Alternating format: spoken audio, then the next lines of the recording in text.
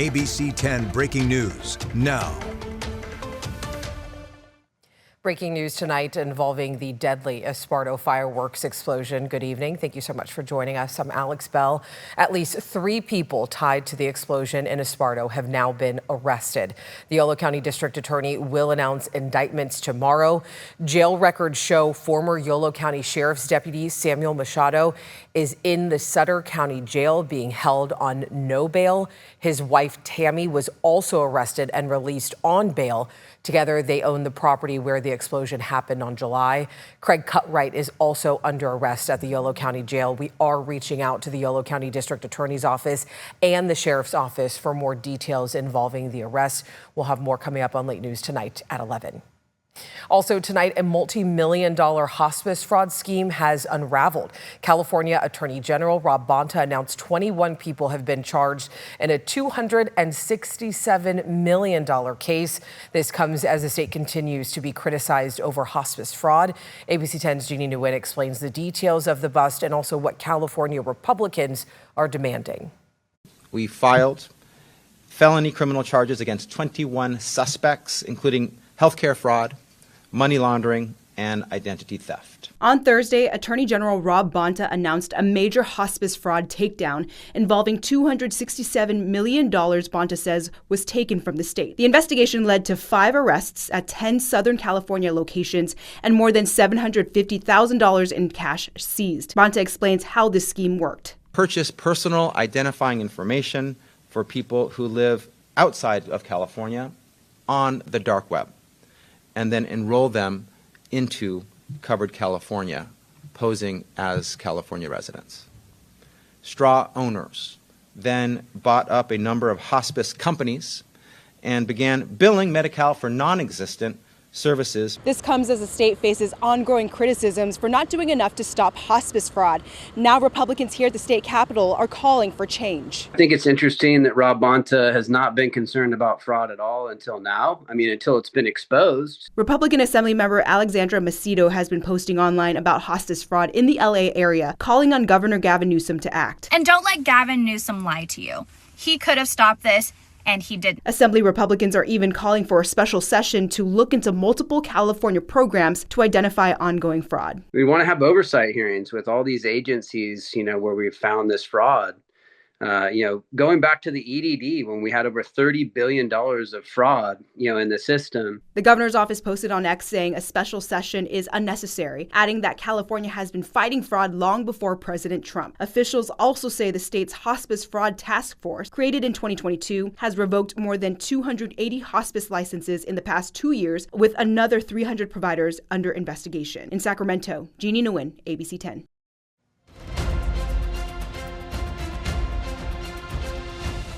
This weekend in San Diego, the California Republican Party is gathering, bringing together federal, state, and local leaders to decide which candidates to endorse ahead of the June primary.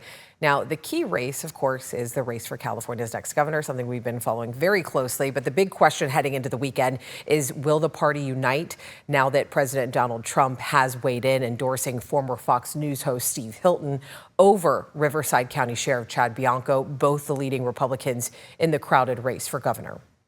Does the endorsement make the likelihood of 2 Republicans advancing to November less likely? Well, I didn't think it was very likely to begin with. I think it's even less likely, now. I'm not sure it helps Republicans because they were. It was a very small chance, but it was a chance nonetheless. With Democratic votes splitting among several candidates, it is possible Hilton and Bianco both advance to November, shutting Democrats out of the race entirely. Experts say if Hilton consolidates the Republican vote, it's great for him for the primary, but not so much in the general against a likely Democrat. Now, ABC 10 will have team coverage, of course, at the convention starting tomorrow. Our State Matters political reporter, Jenny Ha, as well as myself, will be bringing you the latest from the ground. And tomorrow, Artemis 2 astronauts splash down about 50 miles off the coast of San Diego. We will have live team coverage starting at 4 p.m. on the ABC 10 app. You can ask our experts questions about the mission by texting the number on your screen right there. Take a picture of it, and then you can reach out. All right, still ahead on To the Point. A dream wedding turns into a day that one couple says they will never forget for all the wrong reasons. The legal fight that's underway. And then, of course, in our Champions of Hope, from a life-saving gift to a life of giving back. Tonight, we meet a father on a mission after a stranger saved his daughter's life. Widespread thunderstorms are expected tomorrow at all elevations. Some could be severe, and we've got more thunderstorms for Saturday. I've got a full look at the forecast after the break.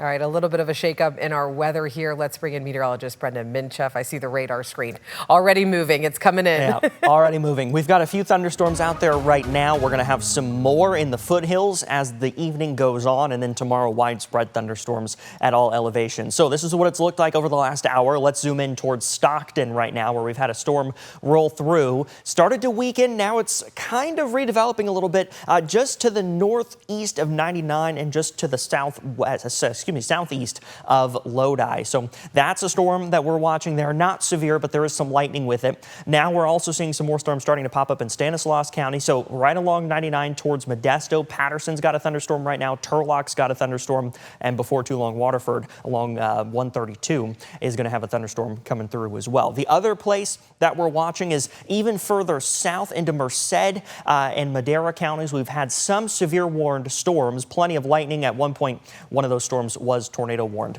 And then, of course, like we talked about, some scattered showers and isolated thunderstorms near Tahoe. But even though they're winding down right now, I expect more as the evening goes on. We'll look at Futurecast in just a second. Temperatures this afternoon, upper 70s and low 80s in the valley, 50s in the high country, 73 right now in the capital city, 75 in Stockton, 78 in Modesto, 40s and 50s up top. Friday morning, some isolated to scattered showers in the valley, but for the most part, it is going to be in the elevations. Temperatures in the mid 50s in the valley to start off Friday morning, upper 60s and low 70s, but severe weather is possible on Friday. So here's Futurecast. This is 11 o'clock tonight, and we see some storms up in the high country, mainly near Interstate 80, some down near the Motherlode through the overnight, off and on scattered rain and isolated thunderstorms in the high country as we go into Friday morning. About 9 o'clock, we start to see some storms moving through Vacaville and Fairfield, periods of heavy rain, but the severe threat really develops as we go into Friday afternoon. You see pop-up showers and thunderstorms down through the Motherlode, some across the valley. This model even showing some rolling through Sacramento. Again, this is going to continue through the afternoon. Some snow potentially at the high passes, but it could be thunder snow because of how convective this system is as it moves through Northern California tomorrow. On Saturday, the system is not done. We'll continue to see snow levels lowering on Saturday, and we're going to get some more rain and thunder potential through Saturday afternoon. By Sunday, heavier snow in the high country. We'll continue to see some rain and even some thunderstorm chances in the valley. So the next 3 days here, weather impact alert, colder air coming in this weekend, really lowering those snow levels, highs only in the 50s on Sunday in the valley. Next week, we quiet back down again and temperatures start to climb into the 70s. Alex. All right, Brendan, thank you. Right after the break, a local couple says their $60,000 dream wedding turned into a complete disaster. Now they're taking the owners to court as our investigation uncovers some new details. Now an update to an investigation we first brought to you on To The Point. Back in October, we shared the story of White Swan Castle in Granite Bay. Now a local couple says that their dream wedding at this location turned into a complete nightmare. ABC's 10's Becca Habegger explains why this couple reached out to us. Lucy Vang Hong and Tony Hong say they spent about $60,000 to get married at White Swan Castle and called it a terrible experience. They say malfunctioning audio equipment, inadequate air conditioning, and extreme August heat turned their big day into a struggle they're still trying to forget. Then, after ABC 10's investigation aired in October, the couple's friends and family started sending them our report. And that's when they learned they had unwittingly held their wedding at an alleged unpermitted event venue. Tony Hong proposed to Lucy Vang on their 5-year anniversary. I've always wanted the big extravagant wedding style, and I feel like meeting him, whether the wedding was big or small, it was going to be the best day of our lives. Lucy says she found White Swan Castle on Instagram while researching elegant wedding venues. When they toured the Granite Bay property at 8300 Moss Court, they say they had questions, especially about capacity. They told us that a max capacity would be 180, and I was looking at her, I was saying, I don't think we can book this venue because even though it's the one that you want, we need almost like 200 people. The couple says property owner and White Swan Castle operator Miriam Mozinzadeh assured them it would work.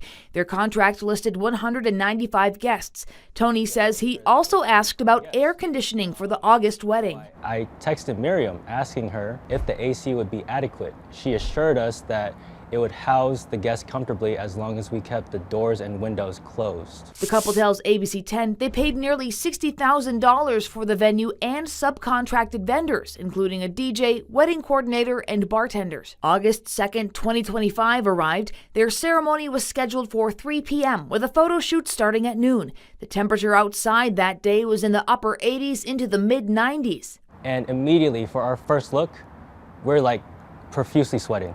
Immediately felt the heat just hit our faces and our body.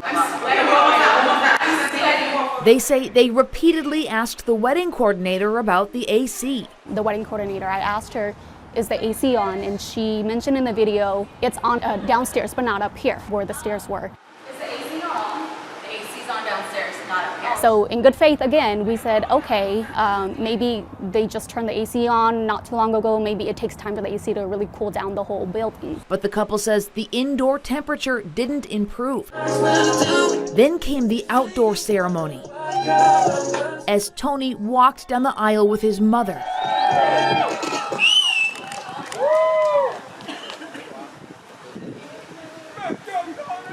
Immediately, the music just cuts out, right? Immediately just cuts out, and me and my mom are just walking still awkwardly. It's just taking me out of the moment. And at the most important moment, this happened. We're gathered today to celebrate the wedding of Lucy and Anthony. We have come here to share in this commitment they make to one another. It was so bad to the point where I had to tell the officiant, like, can we just not use the microphone at all, because I just want to be in the moment with my wife. Are the people dearest and most important to them? So Yeah, just reliving those memories is really hard.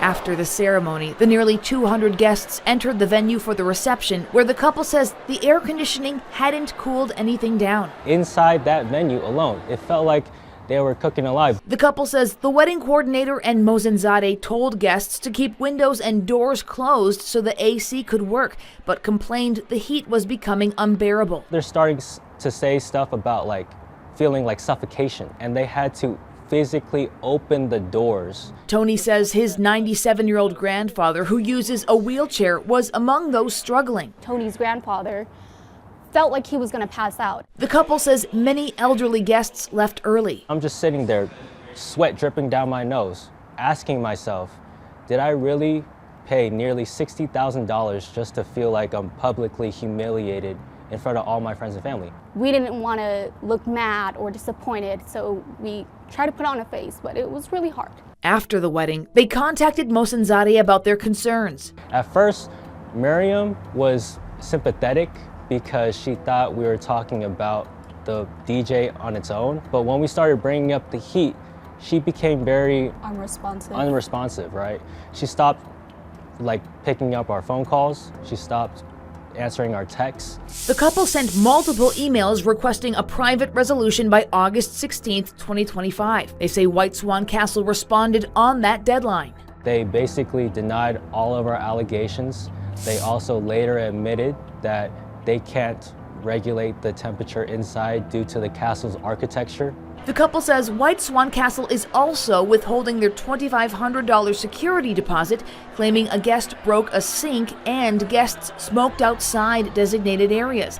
The couple says they were never shown evidence. In the contract itself, it states that it is the wedding coordinator's duty to contact me during the day of the event if my guests are smoking outside the smoking area. I was never notified of this at all. The couple says they filed a complaint with the Better Business Bureau. It was closed as unresolved. They are now taking the White Swan Castle property owners to small claims court. Since there is a limit on how much someone can pursue in small claims court, Tony and Lucy have each filed their own claim, each asking for $10,000, explaining on the forms, quote, "This represents a portion of the losses. The full amount is larger." ABC 10 emailed White Swan Castle's owners, Mozinzadeh and her husband. We told them the Hongs had approached ABC 10 with their story after seeing our coverage. We invited them to respond to the couple's characterization of events, asking about the air conditioning, audio equipment malfunction, security deposit, and where things stand now. ABC 10 offered the chance for an interview or to provide a statement, as the owners did for our earlier story. In a separate email, Mozinzadeh responded. She called the Hongs' allegations demonstrably false and said they are being addressed through the appropriate legal channels, and said in part, quote, "Due to pending legal action, we cannot provide further responses at this time." Mozinzadeh also objected to ABC 10's previous coverage, calling it harmful. In October, ABC 10 reported that Placer County confirmed the property is not permitted to host commercial events. Back then, Placer County told ABC 10 code enforcement had issued the White Swan Castle property owners a notice of violation for an event held the last weekend of May 2025. ABC 10 asked the county about any action taken in response to the Hongs' August wedding. A county spokesperson says the property owners were issued a $1,500 citation, which they paid, and the matter stemming from the Hongs' wedding is now resolved. The Hongs say they only learned about White Swan Castle's permitting issue after seeing ABC 10's previous story. The fact that our wedding could potentially be an unpermitted event was shocking to us. Right? The couple says they're sharing their story to warn other couples. That would break my heart to see another bride and groom to have to go through what we went through. If you gave me what I know now and I was able to go back in time, I would have never done business with White Swan Castle, and that's the honest truth. The Hongs' small claims hearing was originally set for March 24th, but the owner of White Swan Castle requested a postponement. A judge granted her request, so the hearing is now scheduled for July 28th. Coming up, from strangers' donation to a second chance at life. In tonight's Champion of Hope, meet a father turning gratitude into action.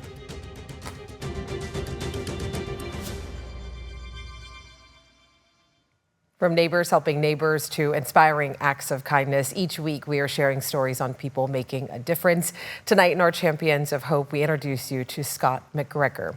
Now, after a blood stem cell transplant saved his daughter's life, an El Dorado Hills father found a new calling. Scott McGregor now volunteers his time hand-delivering blood stem cells to patients in need and advocating for the registry after a donation from a complete stranger gave his little girl a second chance 13 years ago following a diagnosis with a very rare blood disorder.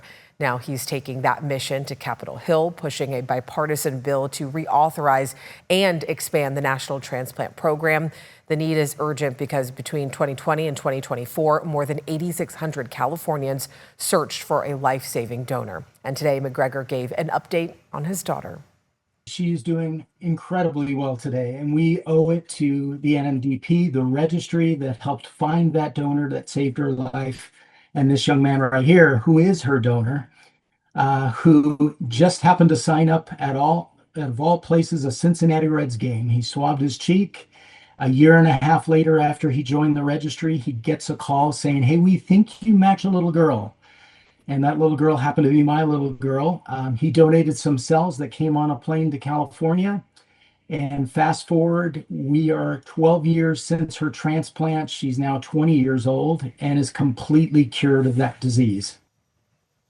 All right, very quickly, a weather update here. We now have a severe thunderstorm warning for parts of Stanislaus County here. We're looking at quarter-sized hail. It's right now along 99, but it is moving off to the north-northeast at about 15 miles per hour. It is going to cross 132. So if you are in the Modesto area, the Ceres area, area 132, head indoors. Alex. All right, Brendan, thank you for that live update. As always, thank you so much for watching, for always inviting us into your home. If you have something you think the team should be looking into, you can always reach out to us at tothepoint@abc10.com. Have a great night. We'll see you tomorrow.